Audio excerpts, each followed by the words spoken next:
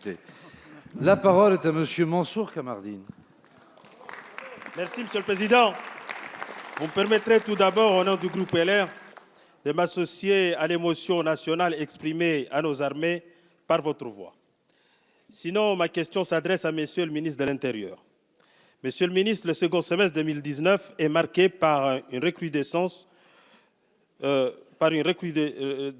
des violences à Mayotte.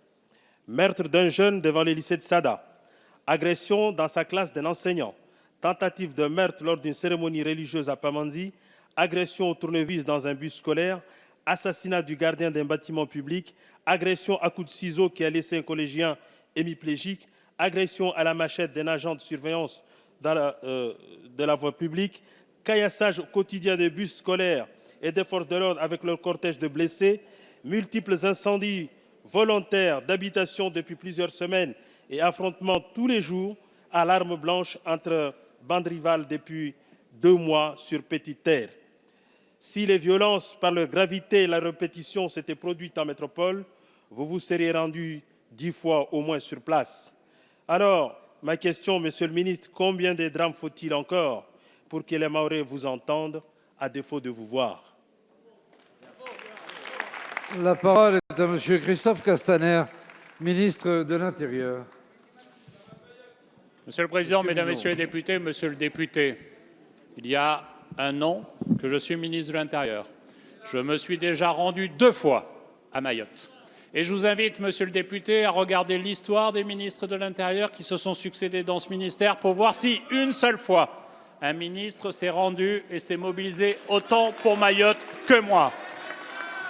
Alors je trouve, Monsieur le député, qu'instrumentaliser la vérité de violence que connaissent l'île et que connaissent les jeunes sur cette île, que l'instrumentaliser pour mener le procès que vous faites n'est pas à la hauteur de notre engagement pour l'île de Mayotte, n'est pas à la hauteur de la réalité que vous évoquez et qui est justement évoquée, celle de ces établissements scolaires qui connaissent la violence, celle de ces transports scolaires qui connaissent la violence, cette spécificité unique en France qui nous amène à mettre des forces de sécurité intérieure dans certains bus, qui nous amène à sécuriser la totalité des places de stationnement des bus à proximité des collèges et des lycées de l'île de Mayotte. Voilà la réalité de notre engagement. En mai, quand je me suis rendu sur place, nous avons échangé tous les deux avec un peu moins de mauvaise foi que la question que vous venez de formaliser.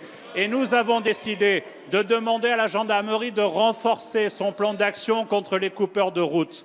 C'est cela, Monsieur le député, notre action. Mais notre action, c'est, depuis le début de ce quinquennat, 121 policiers de plus à Mayotte, 185 gendarmes de plus à Mayotte, une brigade territoriale créée à Kangou, une brigade de prévention de la délinquance juvénile constituée pour ce territoire.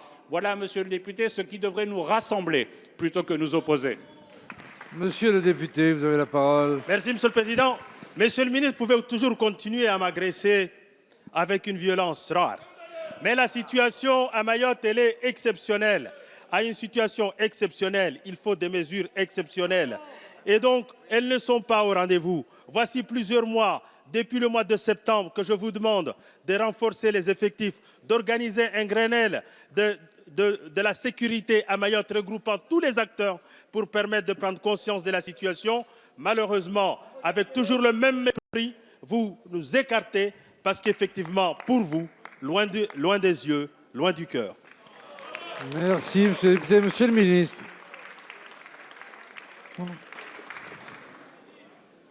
Vraiment, Monsieur le député, il y a 2 députés représentant Mayotte ici. Celui que j'ai rencontré sur place, notamment quand j'ai réuni l'ensemble des élus pour travailler sur les questions de sécurité, et celui qui vient ici utiliser une tribune pour évoquer des faits, hélas, si loin de la réalité.